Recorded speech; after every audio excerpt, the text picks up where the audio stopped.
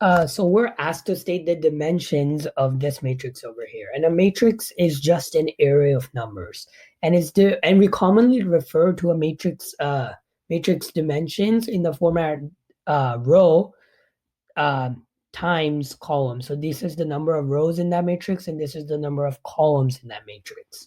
So and it's commonly read as row by column. That's how you read the matrix's dimensions.